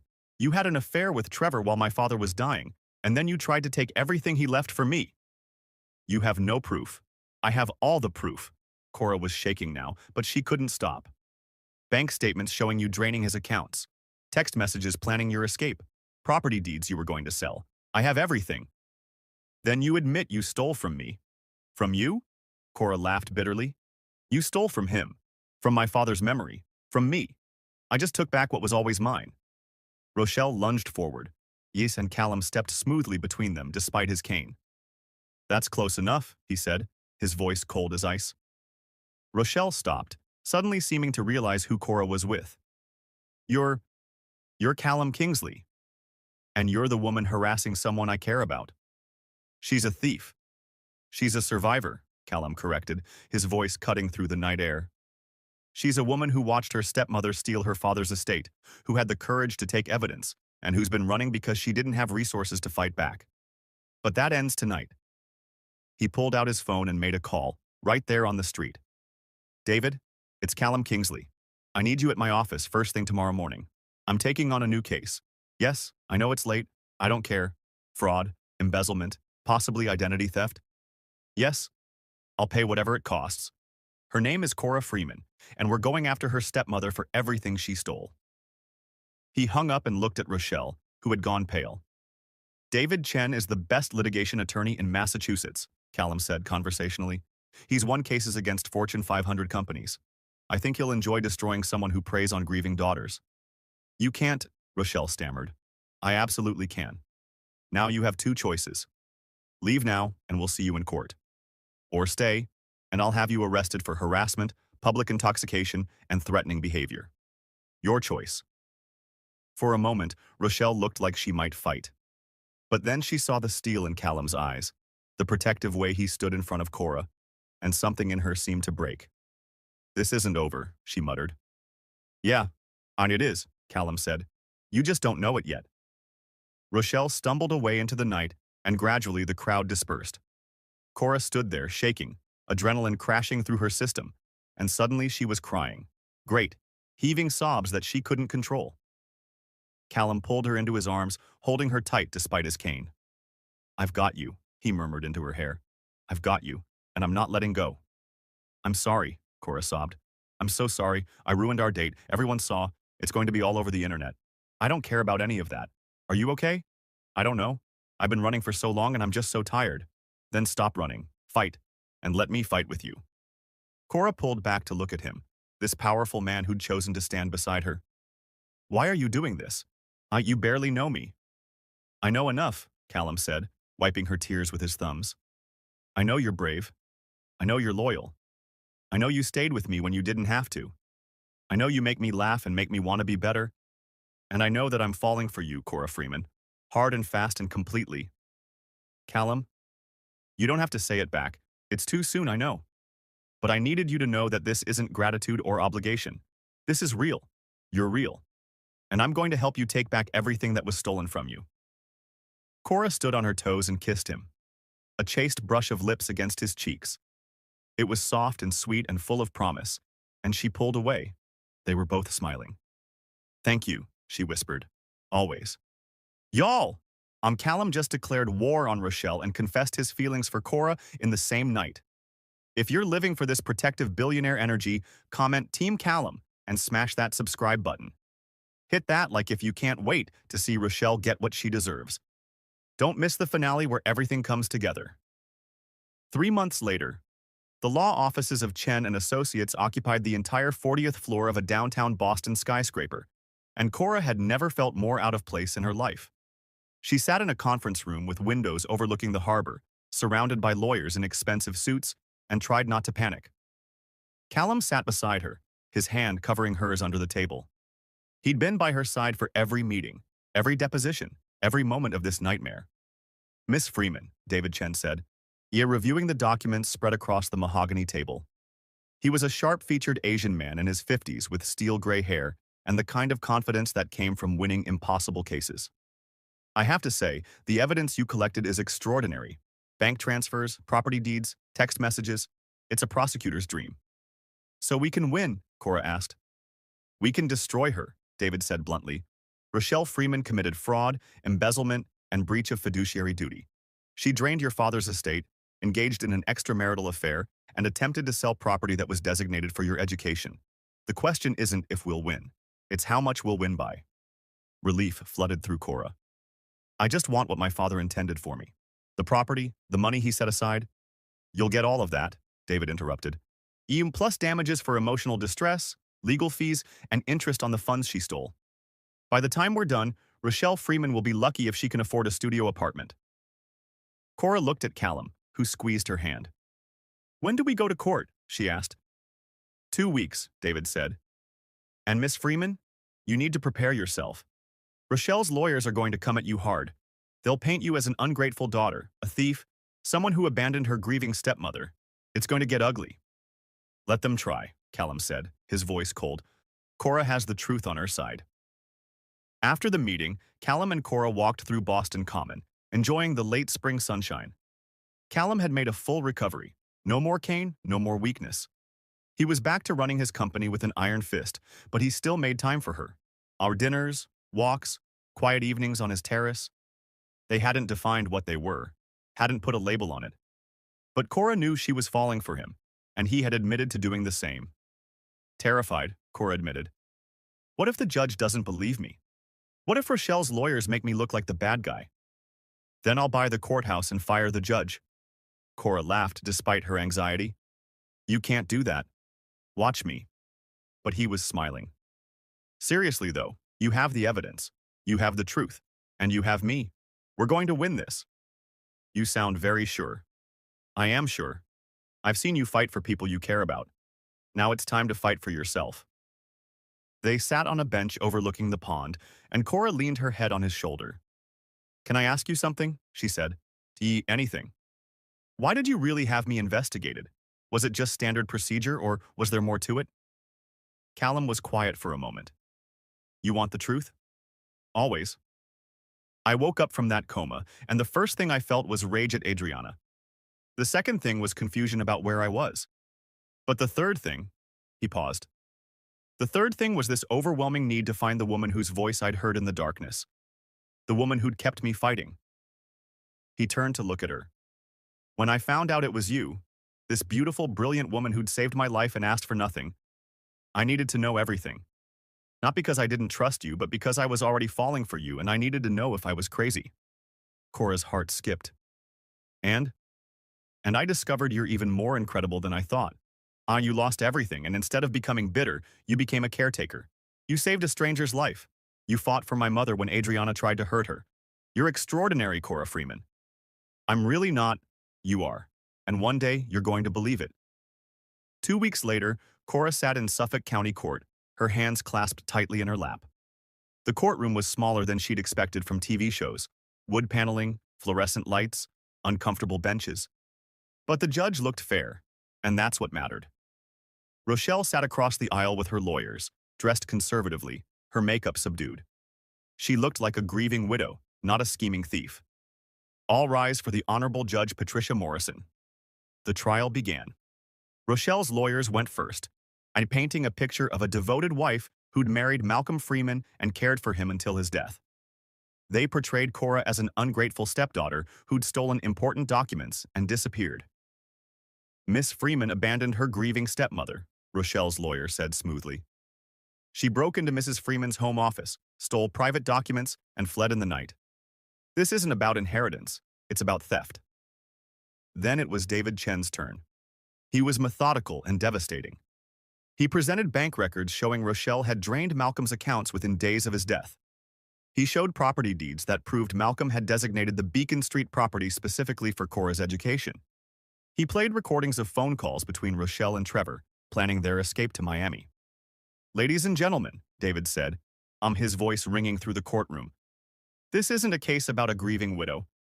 This is a case about a con artist who married a kind man for his money, engaged in an affair while he was alive, and tried to steal his daughter's inheritance the moment he died. He called Cora to the stand. She was terrified, her hands shaking as she placed them on the Bible and swore to tell the truth. Miss Freeman, David said gently, tell us about your father. And Cora did. She talked about Malcolm Freeman, his kindness, his dreams for her, his excitement about her medical career. She talked about the property he'd bought specifically to sell for her education, about his promises that she'd never have to worry about money. And after he died, David prompted, Rochelle told me the property didn't exist, that my father's promises were delusions from a sick man. She said I'd have to get loans like everyone else. But you overheard something that contradicted that story? Cora nodded, then described the night she'd heard Rochelle on the phone with Trevor, planning to sell everything and disappear. Rochelle's lawyer cross-examined her aggressively. Isn't it true, Miss Freeman, that you resented your stepmother from the beginning? No. Isn't it true that you saw her as a replacement for your mother and treated her with hostility? No. I was grateful my father had found companionship. Then why steal from her? I didn't steal from her. I took evidence of her theft. Breaking into someone's office and taking documents without permission is theft. It was my father's office, in my father's house. Those were my father's documents about my inheritance. The lawyer tried to rattle her, but Cora held firm. She'd lived through too much to be intimidated by legal maneuvering. When Callum was called as a character witness, Rochelle's lawyer tried to discredit him. Mr. Kingsley, isn't it true that you only met Miss Freeman because she was your employee? She was my caretaker, yes. And she was paid for that position? Yes. So this relationship began as a transactional arrangement. Callum's eyes turned cold, that CEO look that made grown men nervous. My relationship with Miss Freeman began when she saved my life from my wife who was trying to murder me. She discovered the plot, gathered evidence, and risked her own safety to protect me. That's not a transaction. Or that's heroism. But you're romantically involved with her now, correct? I am. So you're not exactly an unbiased witness. I'm biased toward justice and toward protecting someone who's been victimized by a con artist. Objection, Rochelle's lawyer shouted. Sustained, the judge said. Mr. Kingsley, please refrain from editorializing. But the damage was done. The jury had seen Callum, powerful, wealthy, commanding, defend Cora with absolute conviction. The trial lasted 3 days. On the final day, the jury deliberated for less than 2 hours. In the matter of Freeman versus Freeman, the judge read, we find in favor of the plaintiff, Cora Freeman. Mrs. Rochelle Freeman is hereby ordered to return all assets from Malcolm Freeman's estate, including the Beacon Street property, all bank accounts, and investment portfolios. Additionally, Mrs. Freeman is ordered to pay $500,000 in damages for emotional distress and legal fees. Cora burst into tears. She'd won. After everything, she'd actually won. Callum pulled her into his arms right there in the courtroom, holding her as she sobbed with relief. You did it, he whispered. You fought back and you won. Across the aisle, Rochelle was crying too, but these were tears of fury and defeat. This isn't over, she screamed as bailiffs escorted her out. I'll appeal. I'll fight this. Good luck with that, David Chen said calmly. You'll lose. 6 months later, Cora stood in the administration building of Boston Medical College, holding an acceptance letter with shaking hands. Welcome back, Miss Freeman, the dean said, smiling. We're pleased to reinstate your enrollment. Your scholarship is intact, and we understand you now have the financial means to complete your education. Thanks to the settlement, Cora had enough money to finish medical school debt-free, with plenty left over. She'd also bought a small condo in Back Bay, her first home that was truly hers. Thank you, Cora said, tears in her eyes. You have no idea what this means to me. That evening, Callum took her to dinner to celebrate. They'd been officially dating for 6 months now, and Cora had never been happier. He was everything she'd never known she wanted. Strong but gentle, powerful but kind, ruthless in business but tender with her. I'm proud of you, Callum said, raising his glass. Dr. Freeman has a nice ring to it. I'm not a doctor yet. 2 more years of medical school, then residency. You'll get there. Yeah, and I'll be cheering you on every step. Even when I'm too exhausted to string a sentence together? Especially then.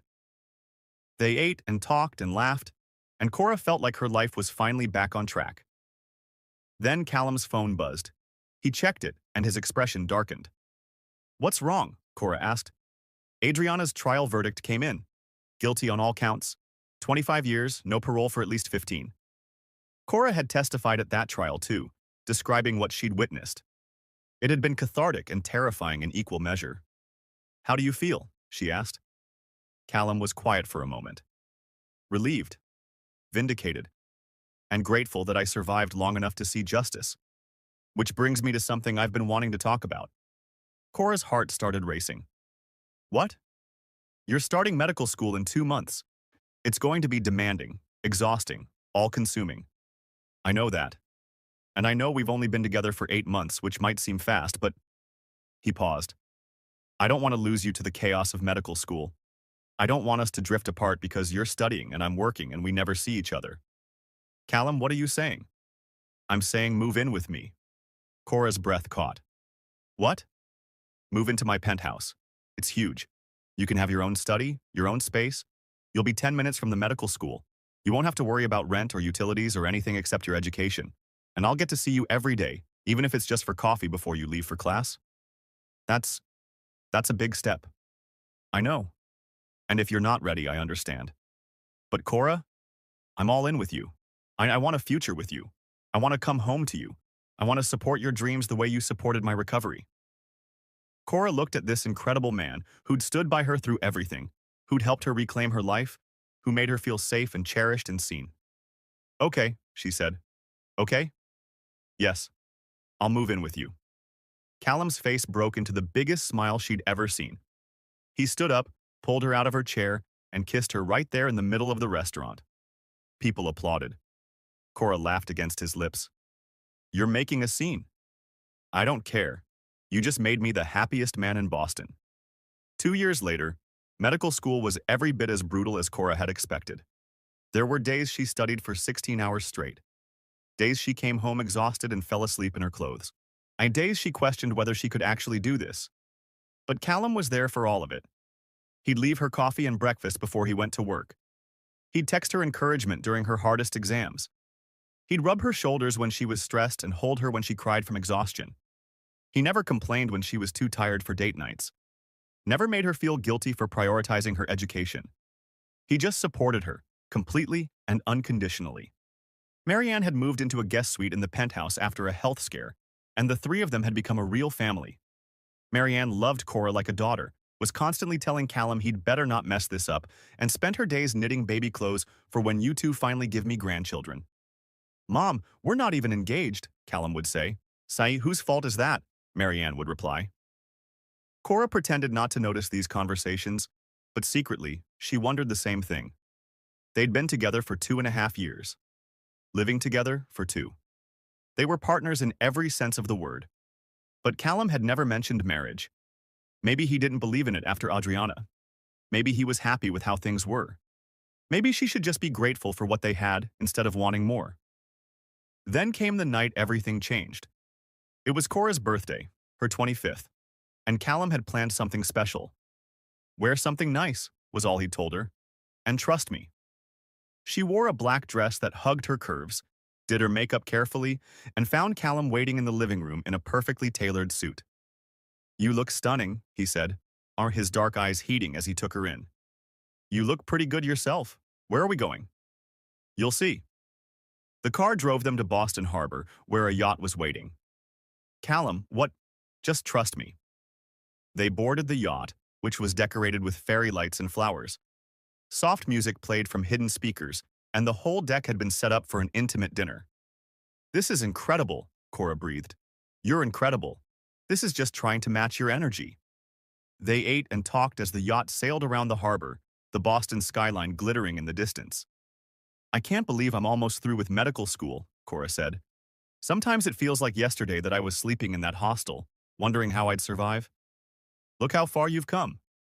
"We've come," Cora corrected. "I couldn't have done any of this without you." "You could have. You're the strongest person I know.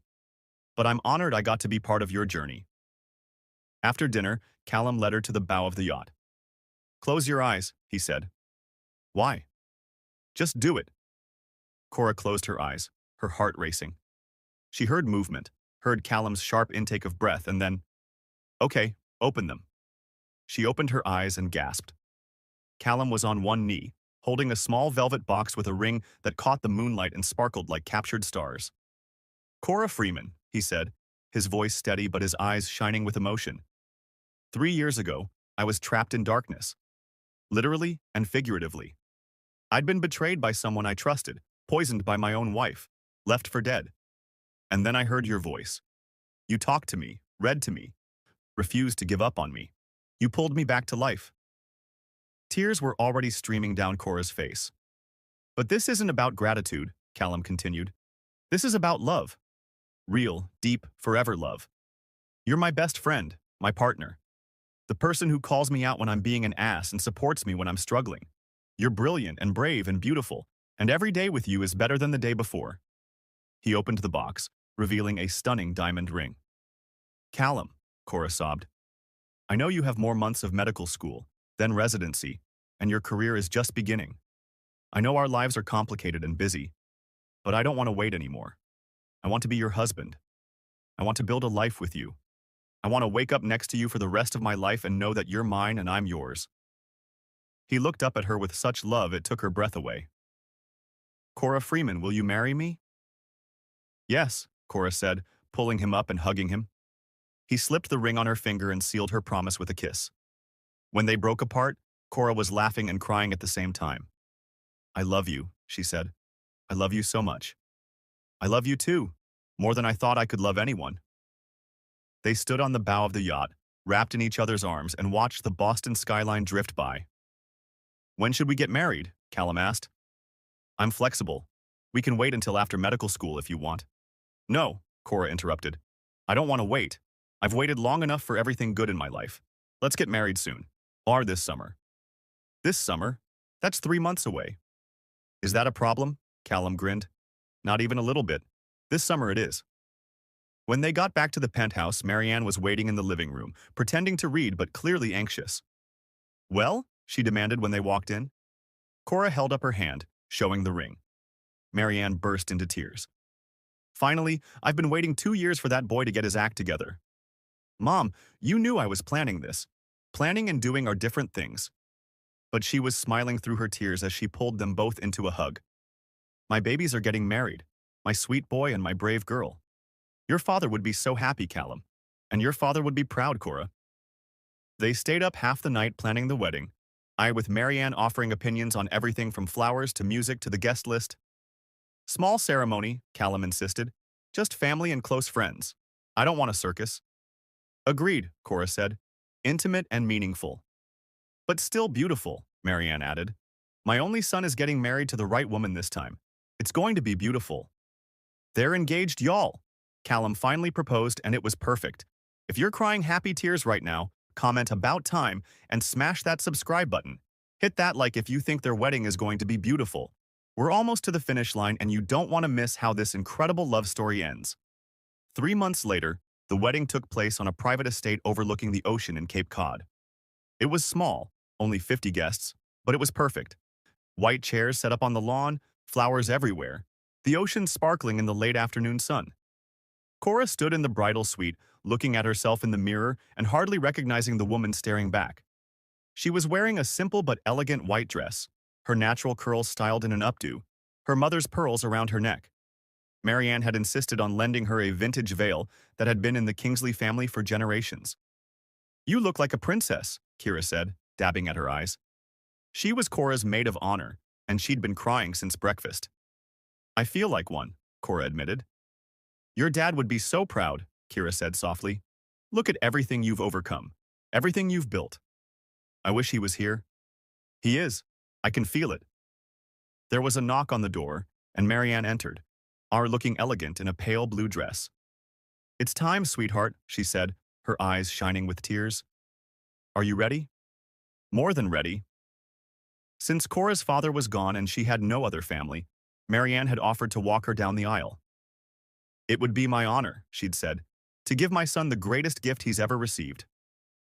The music started, a string quartet playing a beautiful classical piece, and Cora took Marianne's arm. They walked down the aisle together, and Cora's eyes immediately found Callum at the altar. He was wearing a perfectly tailored black tuxedo, his hair freshly cut, his beard trimmed. But it was his expression that made her heart stop. This powerful billionaire, CEO, who'd built an empire and destroyed his enemies, was standing at the altar with tears streaming down his face as he watched her approach. Jerome stood beside him as best man, grinning widely. When Cora reached the altar, Marianne kissed her cheek, then placed Cora's hand in Callum's. "Take care of each other," she whispered to both of them. "Always," they said in unison. The ceremony was simple and beautiful. They'd written their own vows. "Cora," Callum said, his voice thick with emotion. 3 years ago, I thought my life was over. I was trapped in darkness, betrayed, alone. And then I heard your voice. You refused to give up on me, and you taught me what real love looks like. Not the transactional kind, not the conditional kind, the kind that shows up every day and fights for the people it cares about." He squeezed her hands. "You're my home, my safe place. The person who makes me want to be better. I promise to support your dreams the way you supported my recovery. I promise to stand by you through every challenge. I promise to love you fiercely and completely for the rest of my life. You saved me, Cora, and I'm going to spend the rest of my life being worthy of that gift." Cora was crying now, but she managed to speak through her tears. "Callum, when I took the caretaker job, I was running. From my past, from my pain, from everything I'd lost. I was just trying to survive. But you taught me that survival isn't enough. You taught me to fight for what I deserve, to believe in myself, to stop running and start building a life worth living." She wiped her eyes. "You're my partner in every sense of the word. My best friend. The person who celebrates my victories and holds me through my failures. I promise to stand by you through whatever challenges come.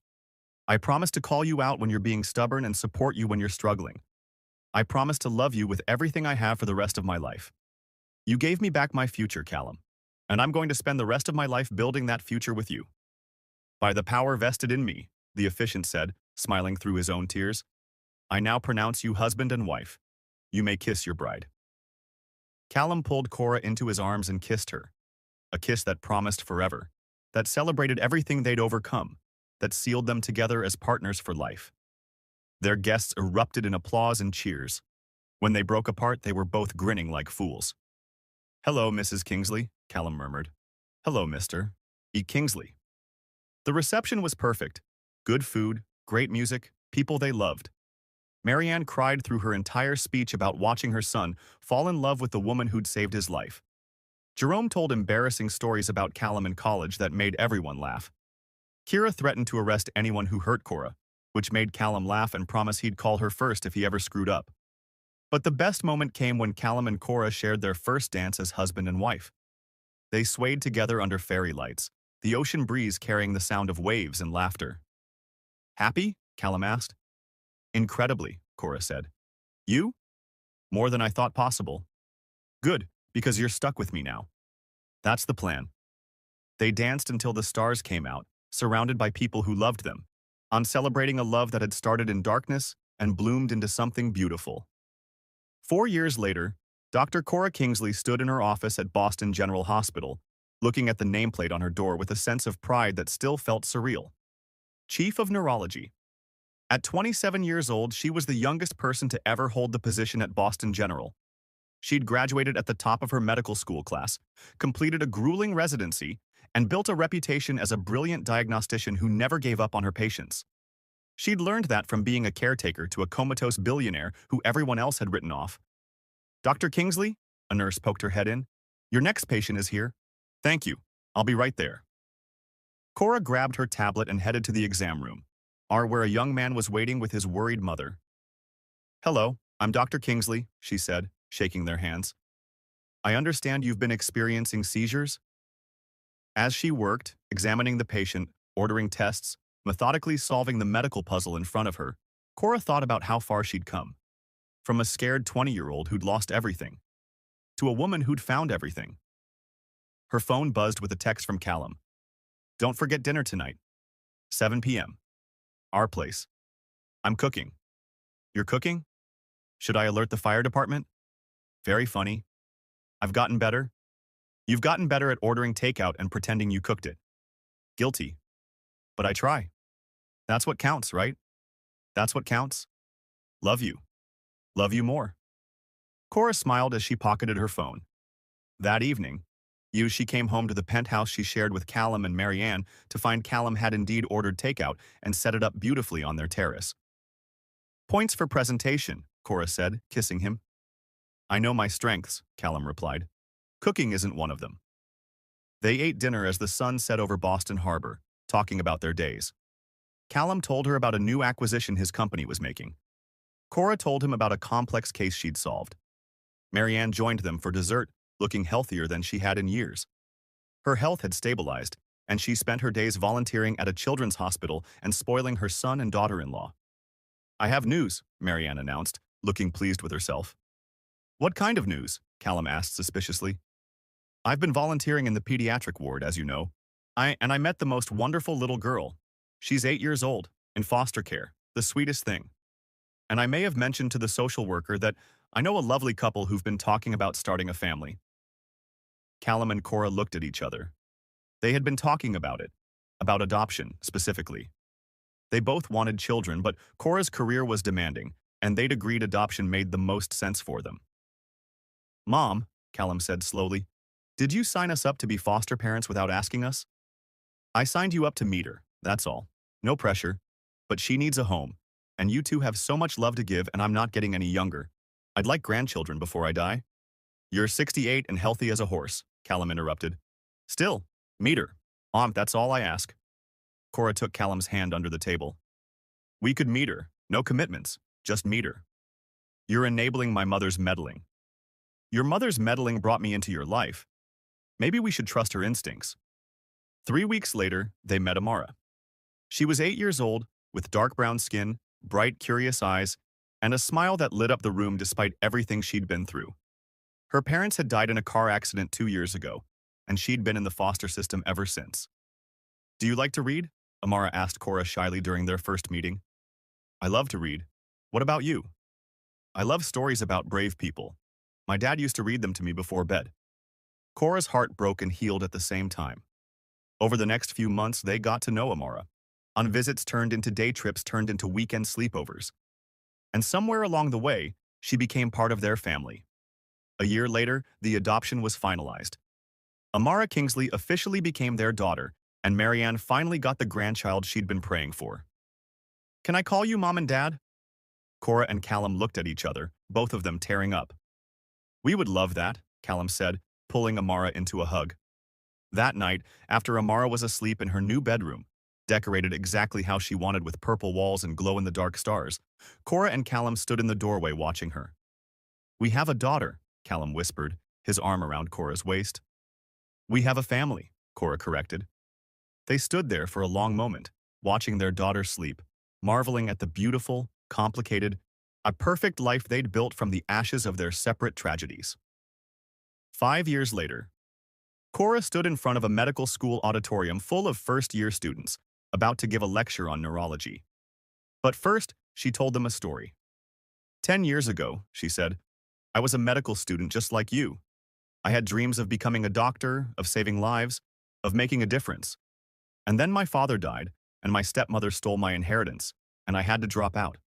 I thought my dreams were over. She had their attention now. Every student in that room was leaning forward, listening. I took a job as a caretaker for a comatose patient. Everyone said he was brain dead. Everyone said there was no hope, but I refused to believe that. I investigated, I gathered evidence, and I discovered his wife was poisoning him to keep him in that coma. Gasps from the students. I saved his life, but more importantly, he saved mine. He helped me take back what was stolen from me. He supported my dreams. He became my partner, my husband, my family. She smiled. Today, I'm the chief of neurology at Boston General Hospital. I have a career I love, a family I adore, and a life I never dreamed possible. And it all started because I refused to give up. On myself, on my patient, on hope. She looked at each young face in that auditorium. Some of you will face setbacks. Some of you will lose everything and have to start over. Some of you will question whether you're strong enough, smart enough, brave enough to do this. And I'm here to tell you, you are. But you have to fight for it. You have to refuse to give up. You have to believe that your setbacks are setups for your comebacks. She paused. Don't let anyone steal your dreams. Don't let circumstances define your future. And never, ever give up on people everyone else has written off. Because sometimes, the person you save becomes the person who saves you right back. After the lecture, Cora returned to her office to find Callum waiting with Amara, who was now 13 and growing more beautiful every day. How was school? Cora asked, kissing her daughter's forehead. Good. I got an A on my science project. That's my girl. Can we get ice cream to celebrate? Amara asked hopefully. Absolutely, Callum said. But first, your mom and I have something to tell you. Amara's eyes widened. What? Cora and Callum looked at each other and smiled. You're going to be a big sister, Cora said, placing a hand on her still flat stomach. Amara screamed with joy and threw her arms around both of them. I'm going to be the best big sister ever. As they walked out of Boston General as a family, past the same hospital where Cora's father had died, where her nightmare had started, where her career had bloomed, Cora thought about the scared 20-year-old girl she'd been. That girl had been looking for safety, for survival, for a way to make it through one more day. Cora looked at Callum, who was holding Amara's hand and making her laugh with a terrible dad joke. She looked at her daughter, who was skipping and planning what color to paint the new baby's room. She looked at her life, messy and complicated and absolutely perfect. And she smiled, because this was her happily ever after. She'd found a partner who celebrated her strength and bore her weaknesses. A daughter who needed her. A family built not on blood, but on choice and love and fighting for each other. This was her miracle. And it was just beginning. Sometimes your greatest tragedy becomes the doorway to your greatest blessing. Cora's stepmother's betrayal forced her into a caretaker job that seemed like a dead end. Instead, it was the beginning of everything beautiful in her life. So if you're in your darkest moment right now, remember, this isn't the end of your story. This is just the chapter where you discover what you're really made of. Keep fighting, keep hoping, keep believing that better days are coming. Thank you for joining us on this incredible journey. If this story inspired you, moved you, or made you believe in love again, don't forget to like, comment, subscribe, and share. Drop a comment telling us your favorite moment from Cora and Callum's story. Hit that join button to become part of our membership family and get exclusive content. Until next time, remember, your story isn't over. The best chapters might still be unwritten. Keep turning the pages. Keep fighting. Keep loving. You never know what miracle is waiting just around the corner.